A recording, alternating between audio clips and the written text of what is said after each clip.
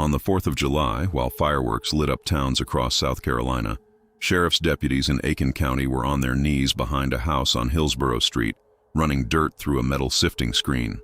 2 hours north, boats moved slowly across a reservoir so choked with submerged trees that locals call it Stumpy Pond, searching water instead of watching fireworks. And in a hospital room somewhere in the state, the woman now charged in this case had just given birth to a different child entirely. 3 things were happening at the exact same moment: a search, a holiday nobody in that family was thinking about, and a birth. It would take investigators several more days to explain how those 3 things connected, and when they finally did, the explanation was worse than almost anyone following this case had let themselves imagine. This is the story of Javeayah Harris, a 4-year-old girl from Aiken, South Carolina, reported missing on the evening of June 30th, 2026. For 4 days, thousands of volunteers, deputies, and federal agents searched more than 3,000 acres of woods, fields, and waterways, hoping to bring her home safely. What investigators eventually concluded is that there was nowhere left to find her alive. According to the Aiken County Sheriff's Office, by the time anyone reported her missing, Javeayah had already been gone for at least a month. Before we go further, if cases like this matter to you, this is the moment to hit subscribe and turn on notifications for TrueCrime Vault. We follow real, documented investigations with respect for the people at the center of them, and this case is still developing in real time. Subscribing means you won't miss what comes next. Now let's go back to the beginning, because the beginning of this case looks almost nothing like the ending. Javeayah Harris was 4 years old. Before any of this made headlines, she was just a little girl in Aiken with a reputation among the people who knew her. A neighbor who lived near the family described her as a cautious child, the kind who wouldn't dare cross a street without holding someone's hand. Relatives who spoke about her described a bright, verbal kid, someone who could carry a full conversation well beyond what people expect from a preschooler. Her mother had mentioned to first responders that the family suspected Javeayah might be on the autism spectrum, though she had just turned 4 and hadn't yet been formally evaluated. She liked pink. She liked Minnie Mouse. On the night everything allegedly changed, she was described as wearing pink pajamas with Minnie Mouse on them and pink beads woven into her braids. Those details will come up again because they were repeated by her mother to a 911 dispatcher weeks after investigators now believe Javeayah had already died. That's the part of this case that makes it different from almost anything else this channel has covered. This isn't a story about a search that failed. It's a story about a search that, according to authorities, was never going to succeed, because the child everyone was looking for was already gone before the first phone call was ever made. People who knew Javeayah before any of this describe a very specific kind of kid. Not shy exactly, but careful. The neighbor who raised early doubts about the disappearance said Javeayah was the type of child who held onto an adult's hand the moment she stepped near a curb. Someone who had internalized look both ways the way some 4-year-olds haven't yet.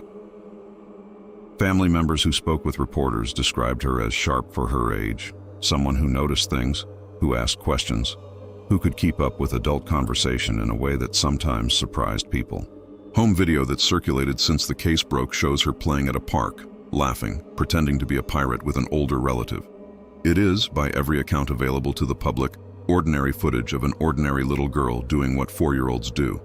It's also, according to investigators, footage that may have been shared with a family member weeks after Javeayah had already died, which is a detail we'll come back to later in this video, because it matters more than it might seem to right now. Let's start where the public record starts. On the evening of June 30th, 2026, at approximately 8:15 p.m., Aiken County Dispatch received a 911 call from a woman identifying herself as Javeayah's mother. She told the dispatcher she couldn't find her daughter. She said Javeayah had been playing outside near the family's home, close to the intersection of Hillsborough Street and Ridgecrest Road, while she went inside to cook dinner. When she came back out, she said her daughter was nowhere to be found. Within minutes, officers were on scene. What followed was one of the largest search operations Aiken County had mounted in years. The Sheriff's Office, later joined by the FBI, South Carolina Law Enforcement Division, fire departments, and hundreds of volunteers, combed more than 3,000 acres on foot. Helicopters and drones scanned the tree lines. Cadaver and tracking dogs worked the property and the surrounding woods. Billboards went up along the highway with Javeayah's photo. A community that had never met this little girl mobilized to find her anyway. For those first several days, this was treated publicly as exactly what it appeared to be, a desperate search for a missing child, with hope that she had simply wandered off, or that someone had taken her and might still return her safely. Investigators pursued every lead. They interviewed neighbors. They reviewed camera footage from nearby homes and businesses. They mapped the walking path behind the family's property, a route known to be used by people in the area, and treated it as a possible avenue for the investigation. But almost immediately, some people close to the situation had doubts about the story as it was being told. One neighbor, who had lived near the family and knew Javeayah personally, told a local news crew that something about the account didn't sit right with her. She said the Javeayah she knew wouldn't have wandered into a street on her own. She wouldn't cross without holding someone's hand. It was a small detail, but it planted a question that would only grow louder over the following days. If this child was as cautious as the people who loved her described her to be, how exactly did she vanish from a quiet residential yard in the middle of dinner preparation, without anyone seeing or hearing anything at all? 4 days into the search, that question got an answer nobody wanted. On the morning of July 4th, Aiken County Sheriff Marty Sawyer held a press conference that shifted this case entirely. Standing before reporters in what he described as one of the hardest announcements of his 36 years in law enforcement, Sawyer told the public that investigators now believed Javeayah Harris was dead, and that the evidence suggested she had been dead for at least a month before that 911 call was ever placed. Read that again, because it's the detail that turns this from a missing child case into something else entirely. Not days, not the length of the search itself, a month. According to investigators, whatever happened to Javeayah happened weeks before her mother ever dialed 911, describing pink pajamas and a yard she wandered off from. At that same press conference, Sheriff Sawyer announced that both of Javeayah's parents had been taken into custody. Her father, 23-year-old Javeayah Harris, was charged with homicide by child abuse.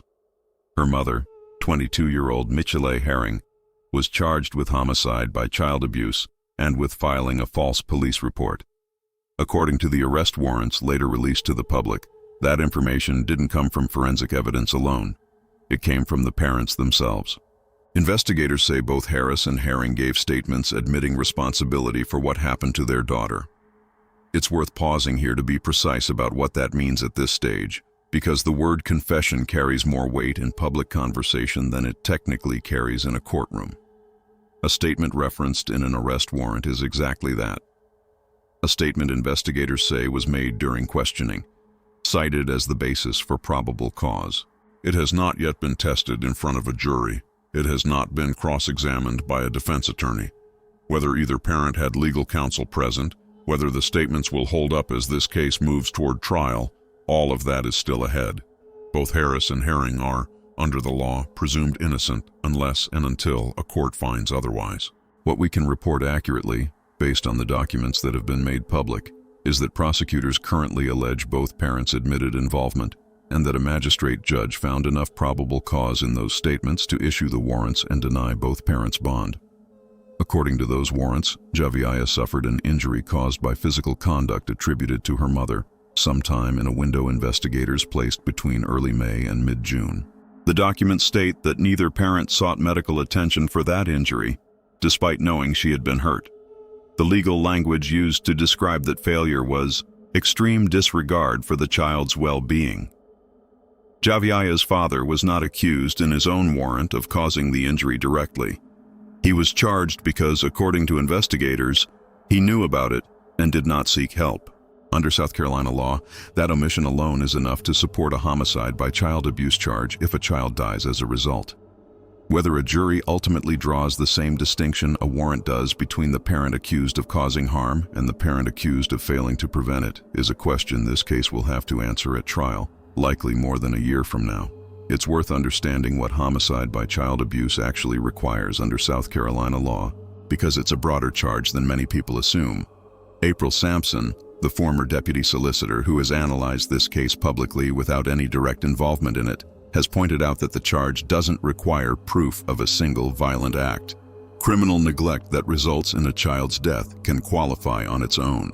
As Sampson put it, the complicating question prosecutors eventually have to answer isn't only what physically happened to Javeayah, it's whether neglect on the parents' part is what ultimately led to her death.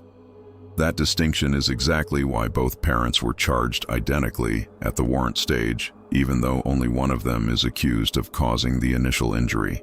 Investigators haven't said whether they believe the two of them share equal responsibility, or whether prosecutors will eventually argue for different levels of culpability once this reaches a courtroom. For now, both face the same charge, and both face the same potential sentence.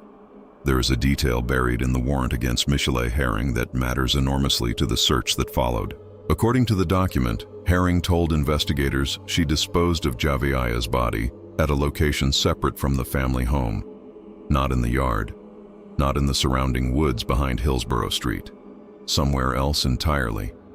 That single admission redirected the entire second half of this investigation, and it's the reason search crews spent the following week working a reservoir 2 hours away from where Javeayah was last supposedly seen. Before we get to that search, we have to talk about the 911 call itself, because once the warrants came out, that recording took on a completely different meaning. Aiken County released the audio publicly on July 6th. It runs a little over 5 minutes, and for anyone revisiting it with the knowledge of what investigators now allege, it is genuinely difficult to listen to. Not because it sounds rehearsed, because it doesn't. Harris opens the call by telling the dispatcher she can't find her daughter. She provides the address without hesitation. She describes what Javeayah was wearing in specific detail: pink Minnie Mouse pajamas, pink beads in her braided hair. Uncertain whether she had on Crocs or play shoes, she mentions that bath water was already drawn in the tub, that dinner was on the stove, that Javeayah had asked for a few extra minutes to play outside before dark. When the dispatcher asks about any medical conditions, Harris explains that the family suspected autism but hadn't pursued an evaluation, and adds, almost protectively, that her daughter is smart and can hold a full conversation. She mentions, without being asked, that people sometimes walk a path behind the house, and that she's always felt uneasy about them. She mentions she's 39 weeks pregnant. She mentions her phone service had lapsed, so investigators trying to reach her back would have no working number. Every one of those details sounds exactly like what a frightened, exhausted parent would say during the worst moment of her life. That's precisely what makes the warrant's allegations so unsettling to sit with. If the account in those documents is accurate, this wasn't panic.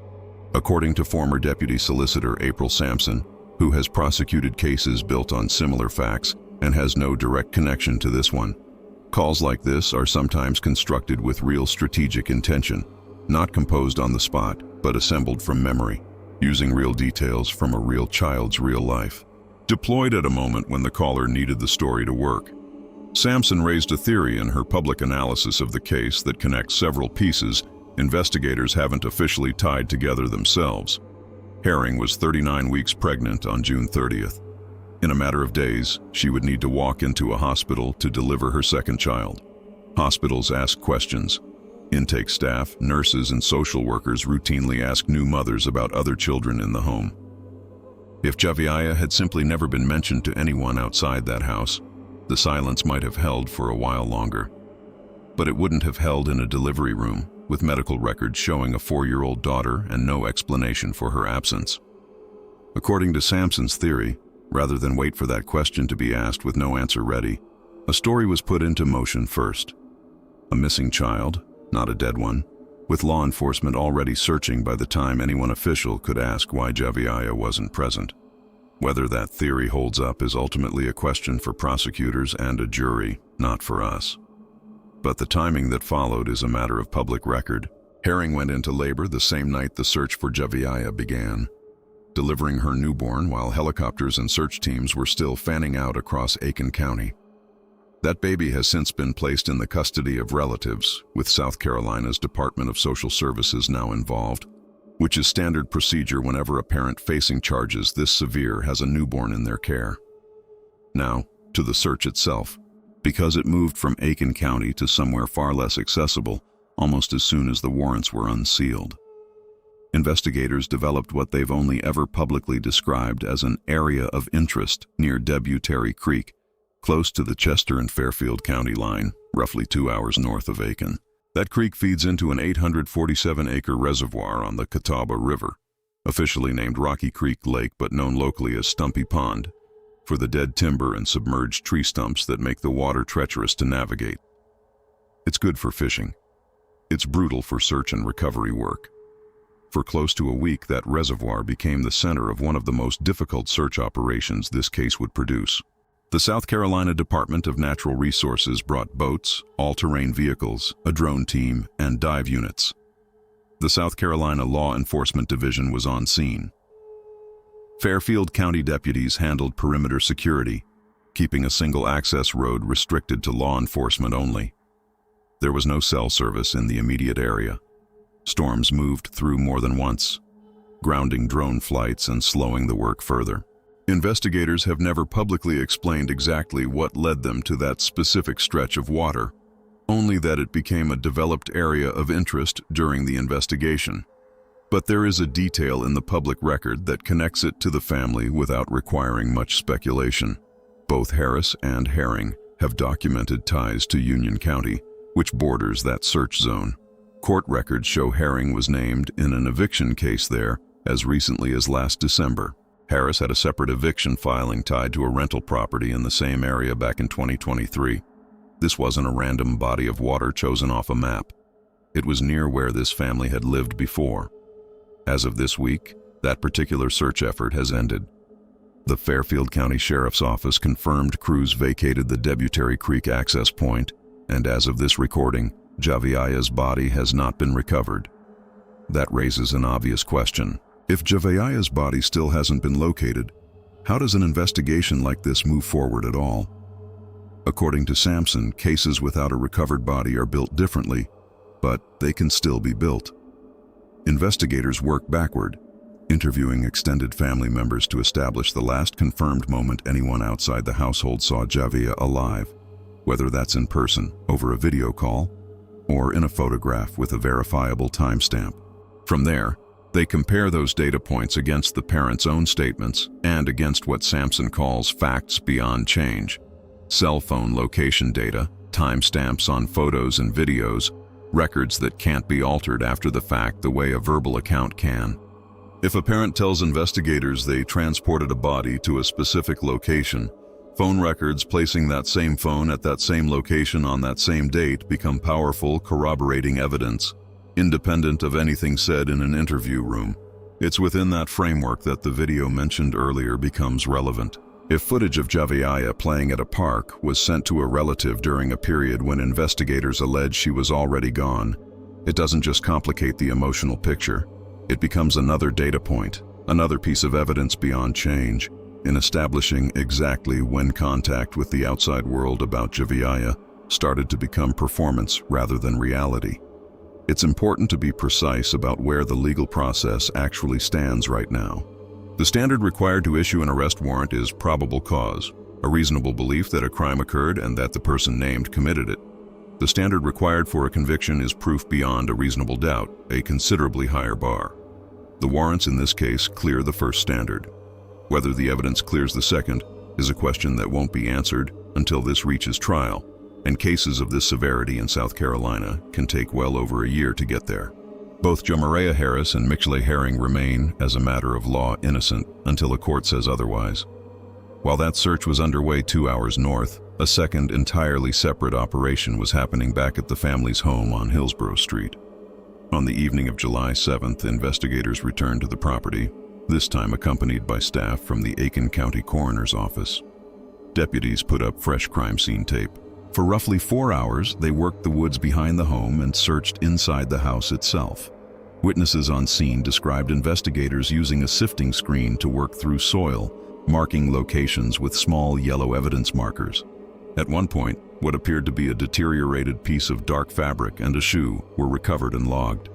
A law enforcement source told local reporters that this particular search was focused on evidence collection, not a renewed attempt to locate Javeayah's remains, which authorities still believe are elsewhere. The sheriff's office wouldn't officially confirm that distinction. with a chief deputy stating only that the investigation remains ongoing and that not every detail can be released while it's active. What we do know is that having coroner's staff present at a residential search rather than solely at a recovery site signals investigators are treating that property differently than they did during the initial missing person phase. Not as the place Javeayah disappeared from, possibly as the place where the events described in the warrants actually unfolded. There's one more piece of this family's history that surfaced this week, and it deserves to be included carefully because it does not prove anything on its own. Before living in Aiken, the family lived in Clinton, South Carolina. Clinton's police chief confirmed that officers responded to the family's apartment on November 30th of last year, months before any of this. According to the incident report, it was a verbal dispute between Harris and Herring related to Harris moving out of the residence, reportedly beginning over an argument about furniture. Herring told officers a restraining order was in place and that Harris's family shouldn't be allowed near her. Harris told officers the two had been arguing since the previous day. No injuries were documented. The report was classified as non-criminal, and it was resolved without arrest. Clinton police have said they have not been asked to assist in the current investigation. This detail is part of the public record, and it's included here for that reason, and no other. It is not evidence of what happened to Javeayah. It's a documented moment of conflict between two people who, months later, would be charged in their daughter's death, and readers and viewers should draw their own conclusions carefully, without assuming a connection that investigators themselves haven't drawn. Both parents made their first court appearances on July 5th, in front of a magistrate judge. Neither had an attorney present.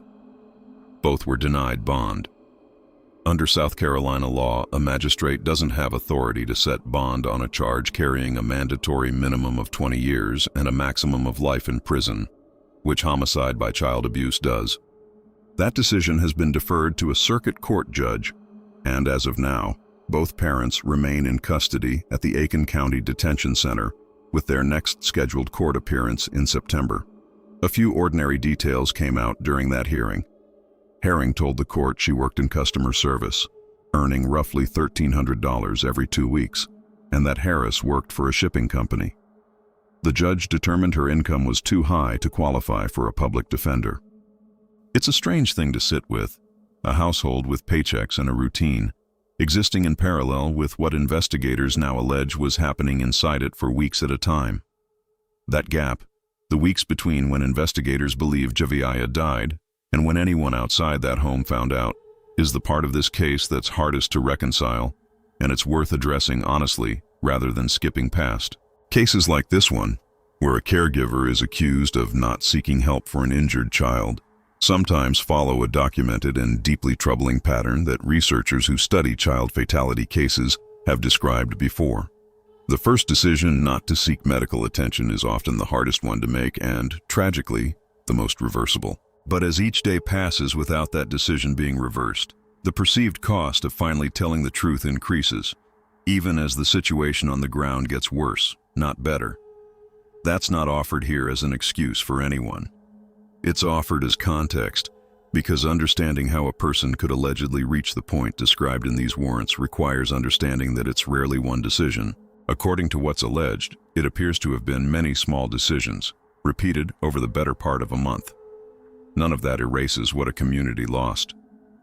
Since the 4th of July announcement, Aiken has responded in a way that says more about this town than almost anything in the case file does. Hundreds of people showed up to a candlelight vigil in downtown Aiken before most of the warrant details had even been made public. Nobody claimed to have organized it. People simply started talking, one after another, about a little girl most of them had never met, and about how her disappearance had become something they couldn't stop thinking about. A local restaurant owner cooked and delivered 60 meals to search crews working 2 hours away on a holiday most people spend with their own families. A growing memorial outside the family's home on Hillsborough Street has expanded from a single mailbox to cover a stretch of front lawn, stuffed animals, balloons, candles, an overwhelming amount of pink. One neighbor who brought items to that memorial put it simply. She said all she wanted Javeayah to know, even now, is that she was loved, that people who never met her loved her anyway. An 8-year-old girl named Allie Toole came to that memorial with balloons of her own. She told a reporter she believed Javeayah deserved better, and that when investigators finally recover her, whatever is gathered at that memorial should go with her, to wherever she's laid to rest. It's a strange kind of clarity, hearing a child roughly twice Javeayah's age articulate exactly what the adults around her have struggled to put into words for days. Another vigil was held Thursday evening at an event center on Shiloh Heights Road, with attendees asked to bring their own candles. It was scheduled to end with a walk back to the memorial outside Javeayah's home, the same stretch of lawn that's been steadily disappearing under stuffed animals and balloons since the 4th of July announcement. These gatherings haven't been organized by any single group or agency. They've largely assembled themselves, flyers circulating online with no one stepping forward to take credit, people simply showing up because staying home didn't feel like an option. That's not something a warrant or a press conference can capture, and it's worth naming directly. A 4-year-old girl who most of this community never had the chance to meet has, in the space of a week, become someone an entire town refuses to let be forgotten. It's also worth sitting with how disorienting this case has been for the people who live around Hillsborough Street specifically. For 4 days, they searched alongside deputies, checked their own backyards, shared Javeayah's photo, held onto the same hope everyone else did. Then, within the space of a single press conference, that hope was replaced with something closer to grief mixed with disbelief, the kind that comes from learning the family living a few doors down may have known the outcome the entire time the neighborhood was searching. Several residents told local reporters they still see the family's cars in the driveway in their minds, still remember waving to Javeayah from across the yard, still can't fully reconcile the charges with the people they thought they knew. As of this morning, this case is still moving. Sheriff Marty Sawyer is holding another press conference today, July 9th, to provide an update on where the investigation currently stands. We don't yet know what that update contains. What we do know, based on everything made public so far, is this: Javeayah Harris has not been found. The search near Fairfield County has concluded without locating her remains, though investigators have said the broader search for her continues. Both of her parents remain in custody without bond, facing charges that carry a mandatory minimum of 20 years in prison. Additional charges remain possible as the investigation continues, and a community that never had the chance to meet a 4-year-old girl in pink Minnie Mouse pajamas continues showing up for her anyway. One candle, one balloon, one Thursday evening vigil at a time.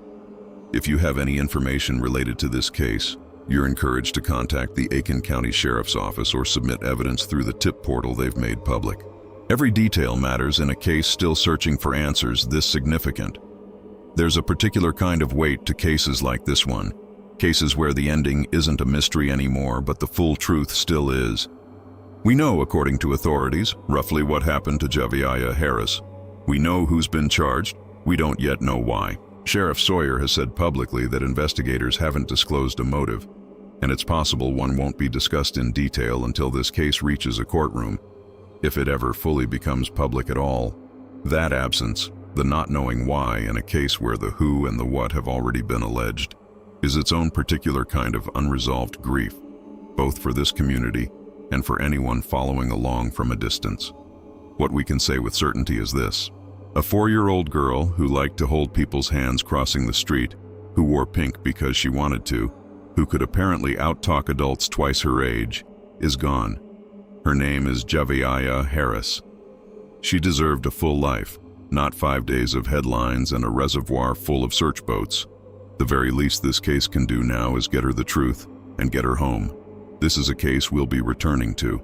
If the body is recovered, if new charges are filed, if today's press conference reveals something that changes the shape of this investigation again, we'll cover it. That's exactly why subscribing matters here, because this story isn't finished, and we're not finished telling it. If this is the first video of ours you've watched, there's more context waiting in our other coverage of this case. And if you've been here since the beginning, you already know why this one has stayed with so many people. Before you go, we'd like to hear from you, not for the algorithm, not for engagement, but because cases like this deserve to be discussed with care. What part of this investigation stands out to you the most?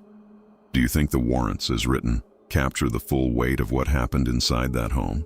Let us know in the comments below, and if you believe cases like Javeayah's deserve to be remembered accurately and respectfully, consider subscribing to True Crime Vault so you're here for whatever comes next. Rest easy, Javeayah.